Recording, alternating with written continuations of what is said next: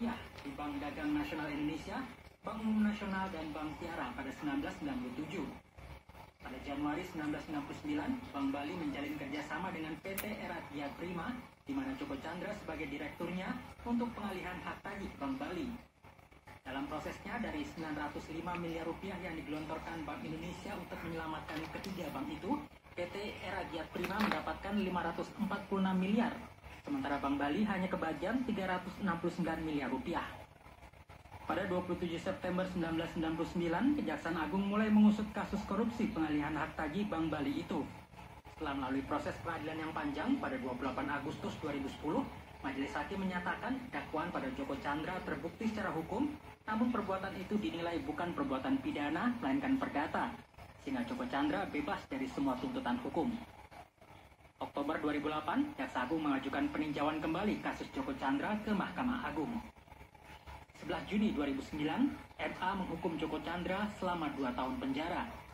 Namun pada 16 Juni 2009, Joko Chandra mangkir dari panggilan MA dan diduga melarikan diri ke Papua Nugini. Joko Chandra melarikan diri sehari sebelum MA menjatuhkan vonis. Setelah menghilang 11 tahun, Joko Chandra kembali jadi pemberitaan karena masuk ke Indonesia dan hadir saat mengajukan PK atas kasusnya ke Pengadilan Negeri Jakarta Selatan pada Juni 2020. Menanggapi kabar itu, Menko Polhukam Mahfud MD memerintahkan Kejaksaan Agung dan Kepolisian untuk segera menangkap Joko Chandra.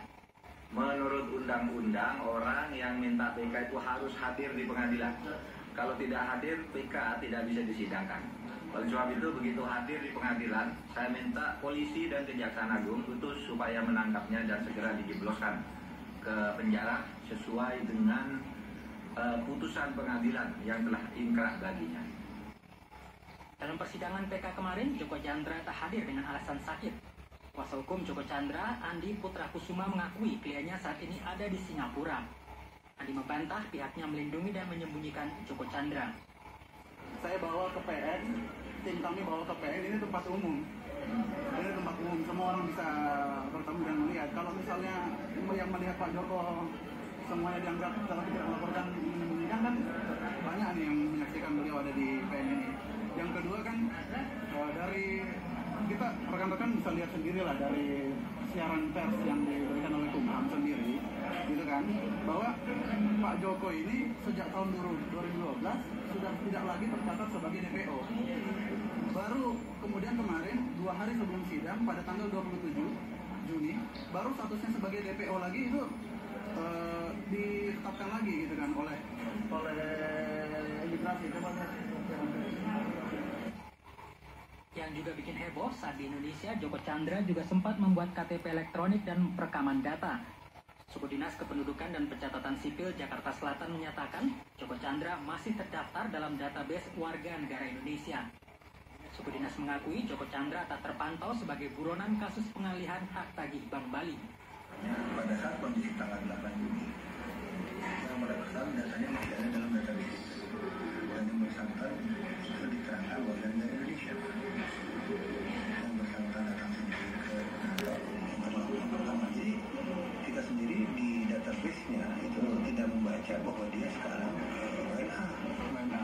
Tidak, kita tidak membaca karena di situ masih WNA itu tertulis. Nah, sinkronisasi yang dimaksud ini kan tentunya kan perbedaan antar departemen kan. Sementara Lurah Grogol Selatan, Asep Subahan, mengungkapkan Joko Chandra datang ke kantor kelurahan didampingi kuasa hukumnya, Anita Kolopaking, pada 8 Juni lalu. Asep mengaku kamera pemantau CCTV yang ada di kelurahan sedang rusak, sehingga tidak bisa merekam kedatangan Joko Chandra. Kondisinya memang CCTV ini agak sedikit bermasalah ya. Jadi kurang lebih 3 bulan sebelum bulan Juni ini mengalami masalah di dalam CCTV, dan saya yakinkan bahwa ini saya sendiri yang selaku lurah memerintahkan untuk mencabut CCTV itu karena dekodernya tip untuk perekaman itu ada di ruang lurah dan itu membunyikan noising atau suara-suara yang kurang nyaman lah untuk pelaksanaan kegiatan pelayanan itu.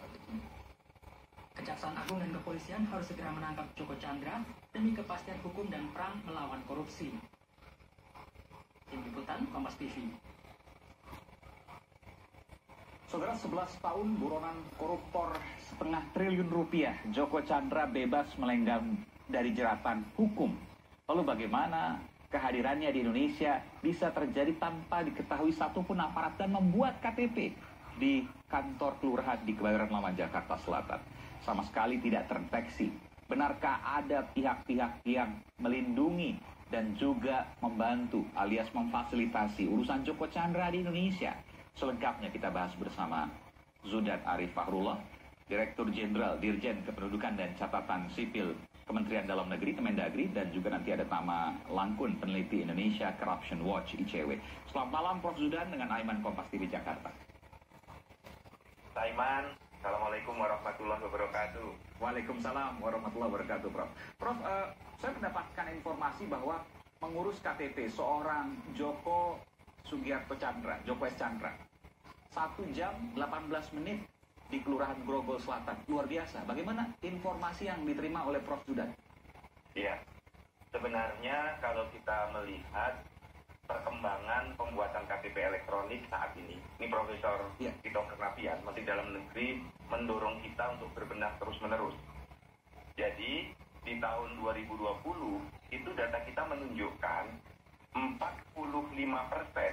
pembuatan KTPL selesai di bawah 2 jam. 45%. 30% itu selesai di bawah 1 jam. 30%. Nah, di bulan Juni itu ada 900.000 orang membuat KTP elektronik. Pak Joko Chandra itu selesai 1 jam 19 menit. Jadi kalau sekarang itu biasa-biasa saja. Karena yang di bawah 1 jam itu banyak sekali. Dan bahkan di tanggal 25 November 2019, Pak Mendagri sudah meluncing anjungan Dukcapil Mandiri yang bisa membuat KTPL dalam waktu 3 sampai dengan 5 menit. Jadi kita berbenah terus, Mas Aiman. Betul, dulu kita membuat KTP itu lama. Sampai berbulan-bulan. Itu kami akui, karena 2016 sampai 2017 sistem kita pernah mati. 7 bulan mati. Kemudian lama, kita kehabisan belangko, stok belangko KTPL tidak cukup. Nah, tahun ini Ibu Menteri Keuangan menambah 25 juta keping belangko KTPL. Jadi sistemnya sudah membaik, belangkonya tercukupi, dan alhamdulillah sekarang sistem kita sudah 45% selesai perekaman sampai pencetakan di bawah 2 jam. Iya, yang menjadi masalah Prof. Zudan adalah seorang buronan kakap dengan kerugian negara lebih dari setengah triliun rupiah. Kemudian ia membuat KTP dan melenggang bebas dengan begitu cepatnya. Tentu apresiasi ketika ada KTP yang bisa diproses dengan cepat. Tapi ketika kemudian tidak bisa mendeteksi bahwa yang bersangkutan adalah koruptor kakap, makanya adalah sebuah pertanyaan. Bagaimana Prof. Zudan menjawabnya? Iya, terima kasih Mas Aiman. Ini sudah terlihat Mas Taufik Basari. Selamat malam, Mas Tama Langkun. Selamat malam. Kami ini kan bekerja. Dukcapil itu membawahi perangkat sampai di kecamatan. Kecamatan kita kan sekitar 7.400 kecamatan. Pegawai Dukcapil lebih dari 60.000 pegawai. Kita harus memahami realitas di lapangan itu, bahwa Dukcapil itu fokus di pelayanan publik. Dan di Dukcapil itu tidak ada data siapa saja yang menjadi buronan, siapa saja yang menjadi DPO. Kami tidak mendapatkan data, tidak ada notifikasi, tidak ada pemberitahuan dari aparat yang berwenang. Nah, kami melapor kepada Pak Menteri Dalam Negeri dan beliau memberi arahan, sekarang kita harus lebih proaktif. Kami sudah berkoordinasi dengan Kejaksaan Agung,